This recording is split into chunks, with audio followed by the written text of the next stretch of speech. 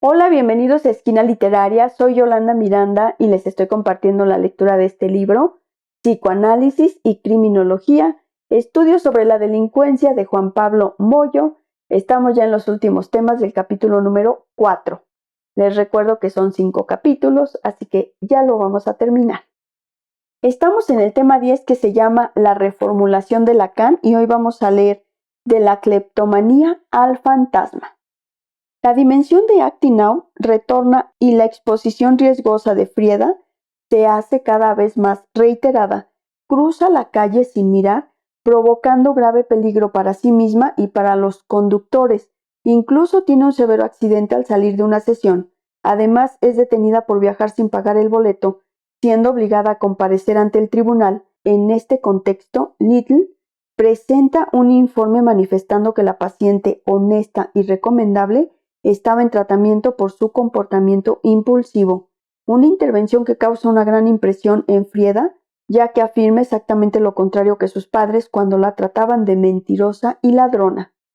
Si bien el análisis permite constatar que los robos de Frieda coinciden con la visita de su madre, las situaciones de riesgo continuaban y las advertencias e interpretaciones de transferencia no producían efecto.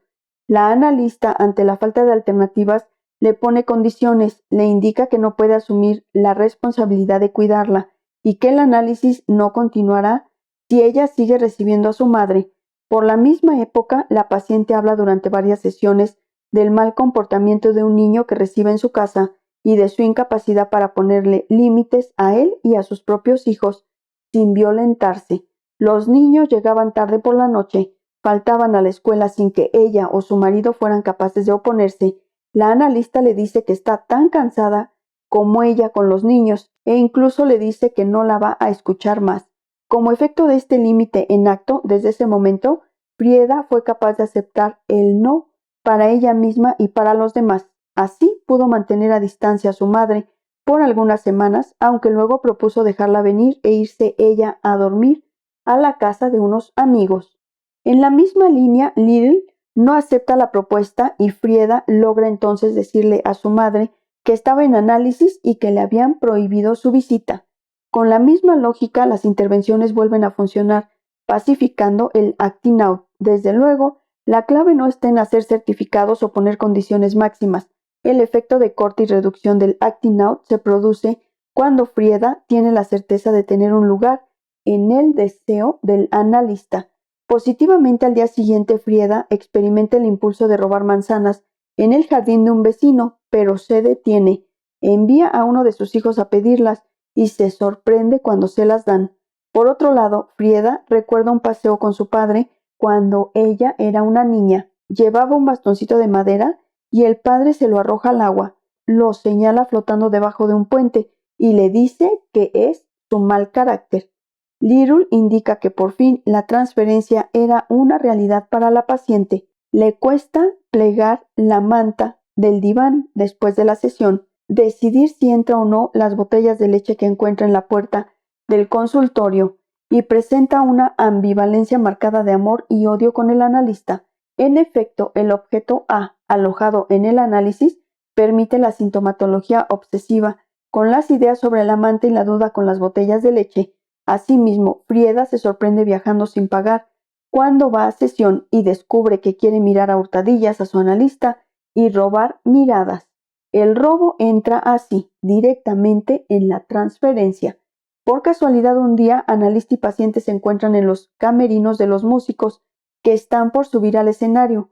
Frieda, sorprendida, le habla furiosamente. Luego pudo reconocer a su analista como persona, rompiendo la fantasía de impotencia en la que ella estaba instalada, analizando a los demás. Se revela que Frieda leía a Freud y a Klein para ubicarse en el lugar del otro. Surgen contenidos vinculados a sentirse como en el interior de una cápsula, transparente e invisible, de donde pretende salir, pero se pierde cuando lo hace. Asimismo, puede recordar que a los 10 años hizo un círculo en la arena y, creyéndose sola, bailó. La misma temática se producía en la escuela cuando comía los trozos de pan, sin saber que podía ser vista. Según las palabras de la paciente, aquí se funde la ilusión sobre la cual ella ha vivido y la defensa contra el análisis. En este punto en el que la paciente no recuerda, la analista, como Freud en El hombre de los lobos, hace una construcción. Impedida por una pantalla, ella había sido testigo de la escena primaria en un espejo como la estructuración del fantasma, siendo la primera respuesta ante el deseo del otro. Finalmente comienza a advertirse más claramente para ambas que en la primera parte de su análisis muchas dificultades habían surgido por la ineptitud de simbolizar. Ahora Frieda es feliz y desgraciada a la vez. Su luto no ha terminado, pero se encuentra en elaboración. Asimismo, su vida sexual perturbada ha mejorado. La sintomatología obsesiva ha cedido y su casa es un lugar más sólido para ella, su marido y sus hijos. Se ha reconstruido en profundidad su sentido de la realidad. En consecuencia, simbolización y deducción han reemplazado al pensamiento concreto, mientras que antes era incapaz de discriminar las impresiones visuales y auditivas reales de las alucinaciones o la realidad de la ilusión. Desde el análisis que realiza Lacan, la cleptomanía es un paradigma del acting out, porque el robo es dirigido al otro, que siempre lo advierte de alguna manera, una demanda actuada que se ponía en marcha ante su madre, pues nunca pudo hacer de su hija algo que pudiera tener una relación causal respecto de su propio deseo. Luego ocurre una transformación del objeto en el pasaje de la cleptomanía, mostrativa al pedido de las manzanas que ya indica el menos phi instalado y el objeto A incluido en la legalidad del sistema de intercambios. Asimismo, Lacan destaca la escena con el padre, cuando le arroja al agua el bastón de madera, objeto A, para precisar que la que es arrojada es Frieda, objeto A, y por esto menciona al pasar que la historia no es como en el film de Bourguignon, Los domingos de Ville de Havre, en el que su padre ampara a una niña huérfana. De todas formas, el análisis va elaborando este punto en el cual ella estaba caída del deseo del padre y que era una marca de acting out.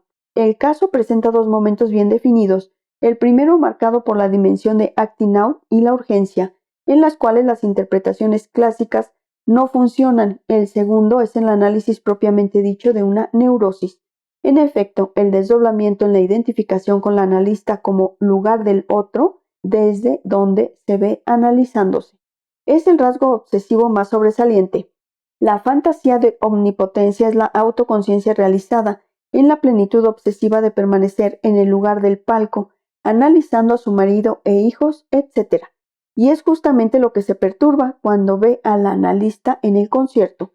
La aparición del deseo del otro le funciona como interpretación, revelando que la obsesión misma era una defensa frente al punto angustiante con respecto al padre. Cabalmente el círculo en la arena y la cápsula evocan la forma cerrada del yo, aislado del obsesivo que conlleva estructuralmente postergación y dudas.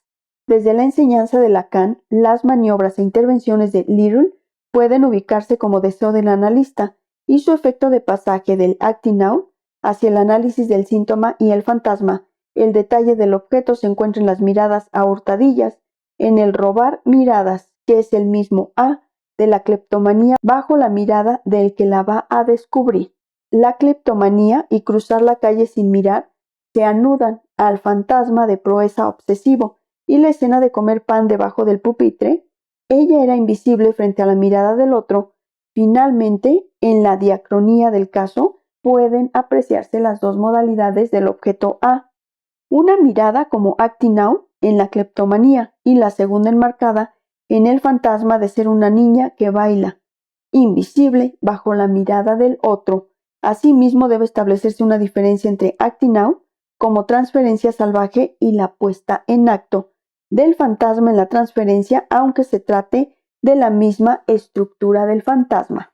Ahora bien, a modo de epílogo, resulta relevante la siguiente observación. El artículo de Little está referido explícitamente a un grupo de psicópatas o de personas con desórdenes del carácter entre los que se ubicaría el caso Frieda.